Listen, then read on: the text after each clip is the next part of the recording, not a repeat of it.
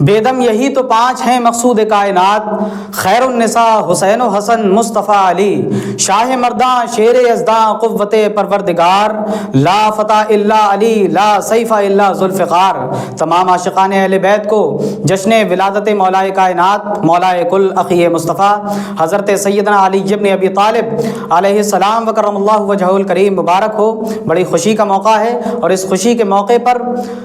شمع بزم معرفت شاعر اہل بیت حضرت سیدنا دلدار علی شاہ مذاق بدایونی کا لکھا ہوا کلام آپ کی سماعتوں کے حوالے میں تحت میں پیش کرتا ہوں کہ ہو گیا مولود احمد آیا مولود علی، ہو گیا مولود احمد آیا مولود علی، 13ویں تاریخ آئی 12ویں آ کر چلی، 13ویں تاریخ آئی 12ویں آ کر چلی۔ اور 12ویں کے بعد جیسے 13ویں تاریخ ہے ویسے ہی بعد از نبی اللہ ہے مولا علی، ویسے ہی بعد از نبی اللہ ہے مولا علی۔ اور وہ نبی الانبیاء ہیں یہ ولی الاولیاء، وہ نبی الانبیاء ہیں یہ ولی الاولیاء، ہیں محمد اور علی، ہیں محمد اور علی کل کے نبی کل کے ولی، ہیں محمد اور علی کل کے نبی کل کے ولی۔ اور گھر نگر کی زیب و زینت کے لیے پیدا ہوئے، گھر نگر کی زیب و زینت کے لیے پیدا ہوئے، شہر مکہ میں محمد بیت کعبہ میں علی، شہر مکہ میں محمد بیت کعبہ میں علی۔ اور ہے سراپا روشنی حق سے دونوں کا ظہور، ہے سراپا روشنی حق سے دونوں کا ظہور، ہے سراپا روشنی حق سے دونوں کا ظہور، دونوں شمع نور کی ہیں ایک سانچے میں ڈھلی۔ اور مقطع میں حضرت فرماتے ہیں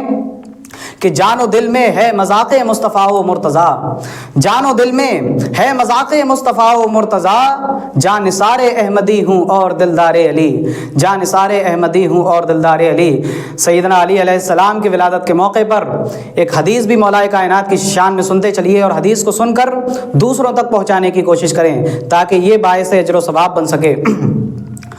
حضرت عمار بن یاسر سے روایت ہے کہ نبی کریم صلی اللہ علیہ وسلم نے ارشاد فرمایا کہ جو مجھ پر ایمان لایا اور جس نے میری تصدیق کی تو میں اس کو ولایت علی کی وصیت کرتا ہوں، یعنی جس نے علی کو ولی جانا اس نے مجھے ولی جانا، اور جس نے مجھے ولی جانا اس نے اللہ کو ولی جانا، اور جس نے علی سے محبت کی کرم اللہ وجہہ الکریم، جس نے علی سے محبت کی اس نے مجھ سے محبت کی، اور جس نے مجھ سے محبت کی اس نے اللہ سے محبت کی، اور جس نے علی سے بغض رکھا اس نے مجھ سے بغض رکھا، اور جس نے مجھ سے بغض رکھا اس نے خدا سے بغض رکھا، اس نے اللہ تبارک و تعالیٰ سے بغض رکھا۔